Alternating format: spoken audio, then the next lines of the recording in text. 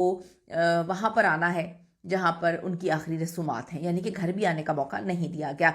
सनी देओल और हेमा मालिनी के दरमियान जो रिश्ता है वो बॉलीवुड की सबसे बड़ी खामोश लड़ाई है, जिसके बारे में सब बहुत अच्छे से जानते हैं। दोनों धर्मेंद्र के करीब थे, प्यार धर्मेंद्र दोनों से करते थे, लेकिन एक दूसरे को कभी तस्लीम नहीं किया। सनी देओल तो काफी नफरत करते थे। सनी देओल ने कभी हेमा मालिनी को मां तस्लीम नहीं किया। इंटरव्यूज में वो कहते थे, मेरे लिए मेरी मां सिर्फ प्रकाश कौर है। हेमा ने भी कभी सनी को बेटा नहीं कहा।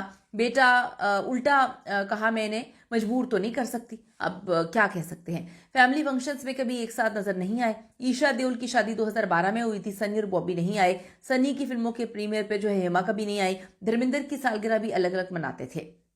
अब जो बातें सामने आ रही हैं वो इस तरह सामने आ रही हैं कि धर्मेंद्र की हालत सीरियस है, इसके बारे में हेमा मालिनी और उनकी बेटियों को नहीं बताया गया था।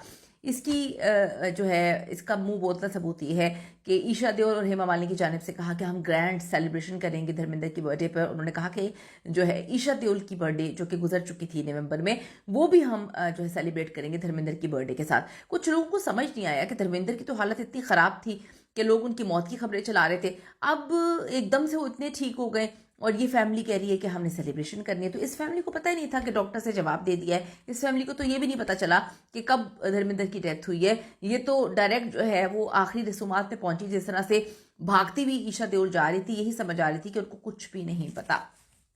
धर्मेंद्र दोनों खानदानों से प्यार करते थे, लेकिन कभी एक दूसरे को साथ उन्होंने नहीं लेकर आए। एक पुराने इंटरव्यू में कहा था, मैं दोनों को बराबर प्यार करता हूं, लेकिन वो अलग अलग रहना चाहते हैं, तो मैं क्या करूं।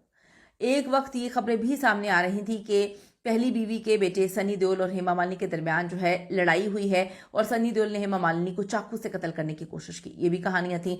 इस बात में दो राय बिल्कुल भी नहीं है कि धर्मेंद्र जो है उनकी जिंदगी तनाज़ात का शिकार रही है और मौत भी उनकी तनाज़ात से ही भरी हुई है।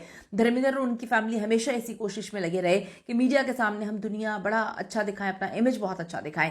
धर्मेंद्र कभी भी मुश्किलात से नहीं घबराए, वो हमेशा बड़े स्ट्रांग बन के सामने आए हैं।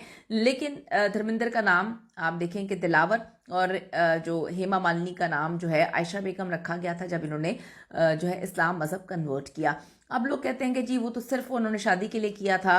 कुछ लोग कहते हैं कि वो कभी प्रैक्टिस नहीं